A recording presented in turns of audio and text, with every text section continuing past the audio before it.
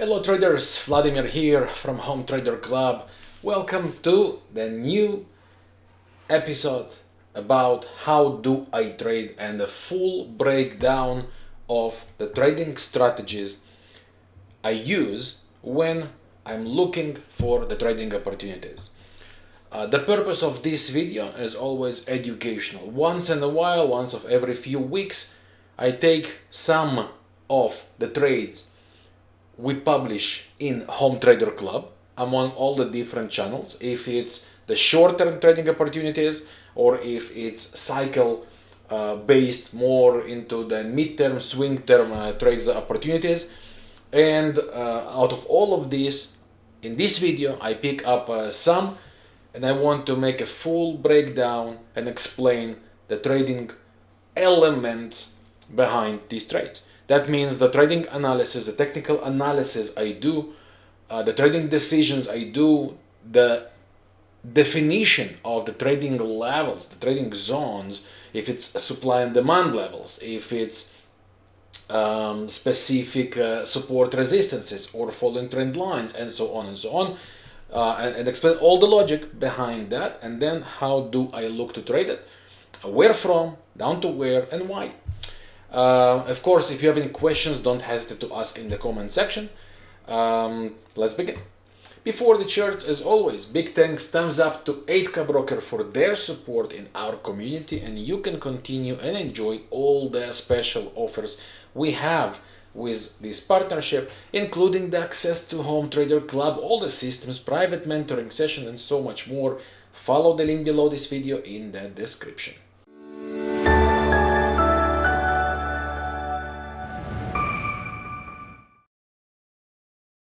So the first trade I want to start with and break down the strategies behind it would be the S&P 500. Sell, it was a sell trade, and this was among the trades we published in the main channel. Okay? In Home Trader Club there are several channels. All-inclusive package means access to literally everything we have, all the projects. And this one was in the main channel, not in the short-term trading, but the more into the swing trading. And also in this opportunity, I want to invite you to Home Trader Club, where you will enjoy the access to all of our educational content, full courses, both beginners, advanced, as well as a very, very comprehensive media zone with endless amount of videos, strategies, and so much more. I don't want to go and break down here and waste your time. And as well, you would be able to enjoy all of our trading systems as part of the all-inclusive membership, of course. And you will enjoy our real-time trading opportunities, real-time trading education. So the S&P 500... S&P 500 get us this sell opportunity with the trigger zone, which ended up reaching the target level we wanted, but I want to explain here the logic behind this sell. So let's go to the charts and let's take a look where, why, and how it was spotted. So the idea here is pretty straightforward. Multi-timeframe analysis breakdown. I use, when I say multi-timeframe, it's minimum two, 3 timeframes usually. When all point to the same conclusion, then I'm looking for my entries from specific zones. So what did lead me to decide that I am after sells here? So first of all, the slowdown after a massive rally of several waves, as you can see here, 1, 2, 3. There are no ending signs for the longer term yet, but at the end of the third wave, we can clearly see a slowdown. While the market is making the higher highs, higher lows, look at the candles. The candles start to be very, very, very tired. Every candle is smaller and smaller and smaller than the average. The histogram makes 1, 2, 3, 4 peaks in a row, making it reducing momentum, right? Declining momentum. And then also the RSI between the recent 2 peaks started to show some bearish divergence. While the market made the higher highs, RSI makes the lower highs. On the daily chart, we did have a very long divergence here. Higher highs on the chart, lower highs on the moving average of the MACD, but at some point, even the RSI lined up perfectly with the MACD together. So I was looking for the reversal signs that will give us the trigger that the sell actually could happen. And this happened to be from that place where at the end of the three waves, we came to the place where the RSI bounced back from close to complete overbought around the 80. But the interesting part here came right at that point. 1, 2, 3. 3 waves to the downside. 3 waves to the downside hint that sellers are very likely to take the control. Why? Because when sellers take control, what do they make? Lower highs, lower lows. That's how we know that the sellers are in control. Sequence of highs and lows in the bearish direction. And when it managed to get the rally, I wanted to make sure it holds specific levels. What levels? Very simple. 3 lower highs, lower lows. I want to have the highs holding. And we got the retrace directly to these highs, as you can see here. Now that is the place where I'm looking for the rejection. The rejection means candles that make higher highs, higher lows, that starts to make lower highs, lower lows. And at that point, look what happens here. False breakout, fake high, and look at these beautiful 2 following engulfing. First engulfing here, and then second engulfing, and then push down. So as soon as that happened and we go again gaining the momentum, that's my plan. Say, okay, let's break it down. And is there a real bearish momentum? I'm going to the 1 hour chart just to confirm the waves, and on the 1 hour chart I also see 3 lower highs, lower lows. That's another bearish sign. Keep in mind there are no opposite signs, and the higher time frame already did give us the indication that the sell is coming. So it was an easy decision. Get it to the trigger zone, which I will explain in a moment, and from there aim for the sell. Why specifically the trigger zone? Broken support, it becomes a resistance, broken support becomes a resistance, and that's the key area which I want to retest. As soon as it is retested, once again, we got here some price rejection, we got here engulfing at the very peak. MACD slows down to give a great indication, and that's a very easy decision. So this was our sell trigger. The plan was to go sell as long as this peak hold, and we wanted the last low to be retested. In that case, you need to check the risk-reward ratio. Numbers should be in your favor. Numbers should make sense. That was about 1,300 points in a risk, about 2,200 in a profit.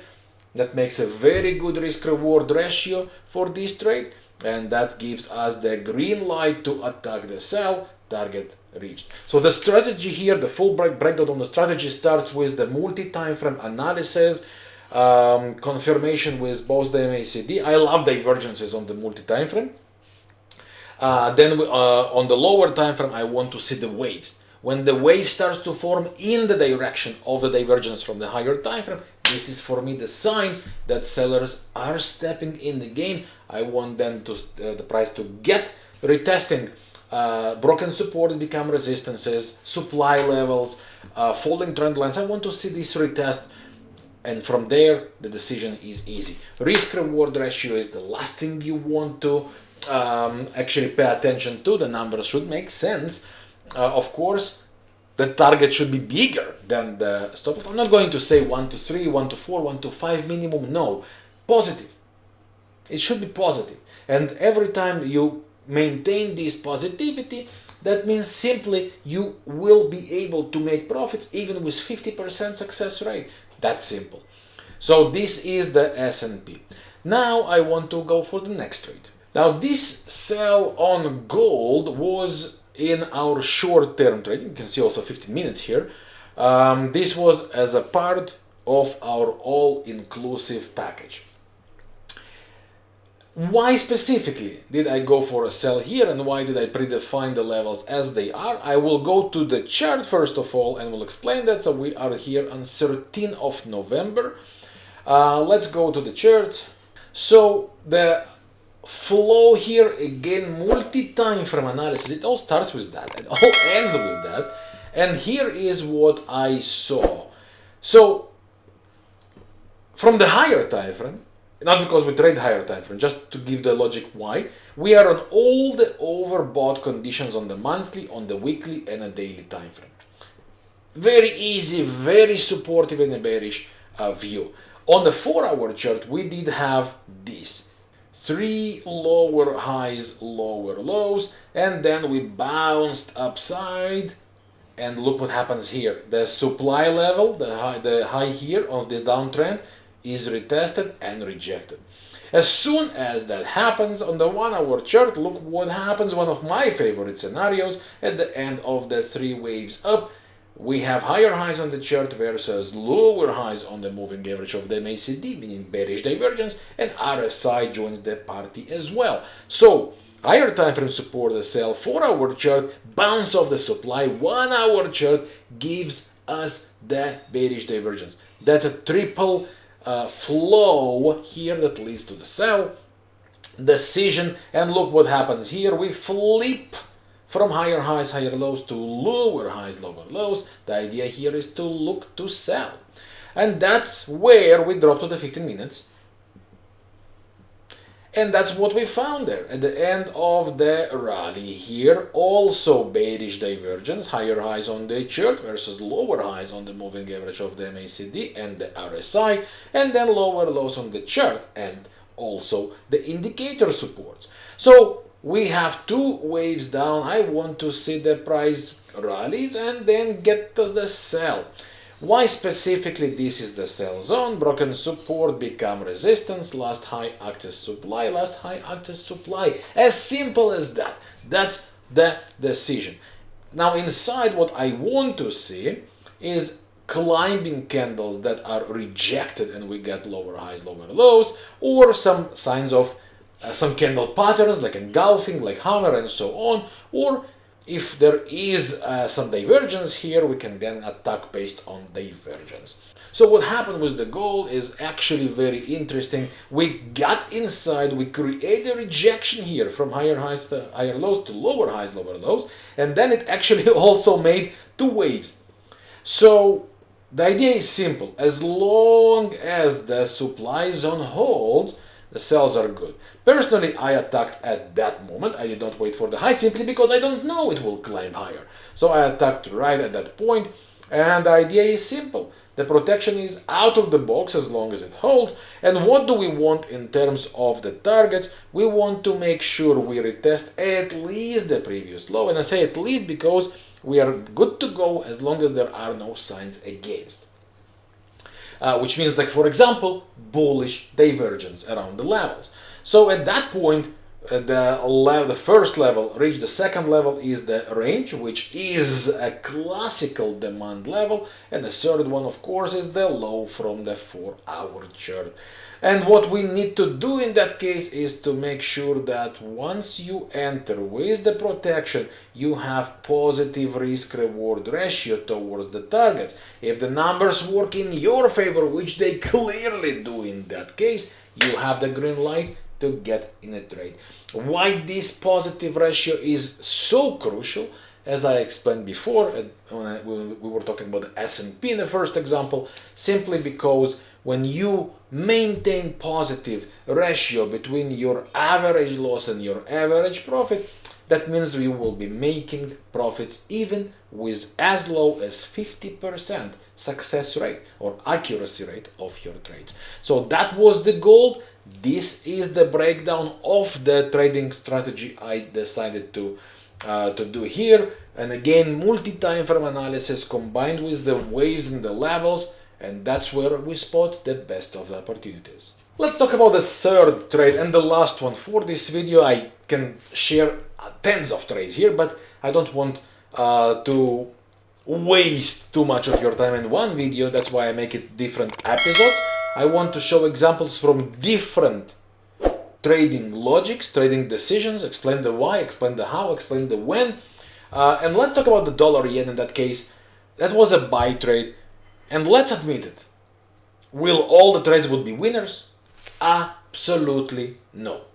There will be losses even if trades look phenomenal and levels look absolutely irresistible. Simply because the market doesn't care how well you draw and how well you predefine your levels and how well you make your technical analysis. You, me, or anyone else. The market will do what the market has to do. So what we need to do as traders is to follow the same logic, the same trades, and mainly maintain the same principles of our trading decisions, and of course the risk reward ratio. So the dollar yen buy was very easy. It was bullish trend, of course, but what we found there was a sequence of the lower highs, lower lows, and then bullish divergence and a break above the falling trend line, making higher highs, higher lows, and it's fully synchronized on the price and the indicators. Right now RSI is above 80, so we expected a pullback and then the further rally. It's that simple, easy trading decision. But look what happens with the dollar yen. So we drop down to the first target zone and we create the price rejection right here. It actually even was before that. Here it's pretty much the same zone. And it was a very easy decision. That case, that's a good sign to look for the buys towards that target. What we need to say, okay, if we buy here and we would want to protect below the zone, do we have a positive risk reward ratio? If the answer is yes, you are good to go. If the answer is no, then look to improve it from lower zones. And when the next place you find the price rejection, remember, price rejection could be candlestick patterns or as simple as from lower highs, lower lows to higher highs, higher lows. And at that point, it gives a good rejection and much stronger risk reward ratio. And regardless of the amazing signs, the market in that case didn't do what we wanted. And instead of rallying, it drops down. And here is the most crucial part. When it happens, accept it. Don't fight it. A mistake the traders do, hoping for good, moving stop losses, let's just give it one extra chance, and so on and so on and so on. And then you find yourself in a deeper hole with hopes and not facts. So when that happens, just get out. So the first zone, which was our buy zone 1 here, right? This was our buy zone 1. As it was holding and providing us this buy sign, it failed. The second zone never managed to get us the trigger. So I was looking here for the price rejection inside, which never happened. The only thing that was close enough was here, but the one green candle was stuck inside this red candle with the spikes.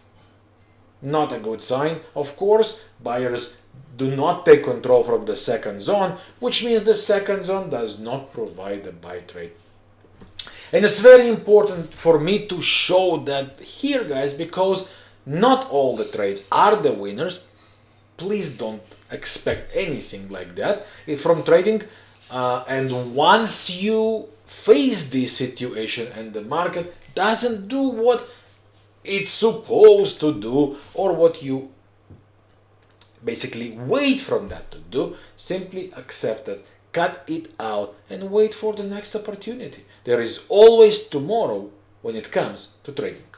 That's it for this video. 3 trades from the last couple of weeks which I wanted to explain here. The S&P sell, the gold from the short-term trading in all-inclusive package, as well as the dollar yen, and all the trading logics behind it. Feel free to ask any trading questions if you have. And I once again want to invite you to our trading family, Home Trader Club. Get access to all of our courses, real-time education, and trading opportunities, and so much more. So I hope you find value in these kind of videos and the breakdowns, full breakdowns of the trading strategies and my trading decisions.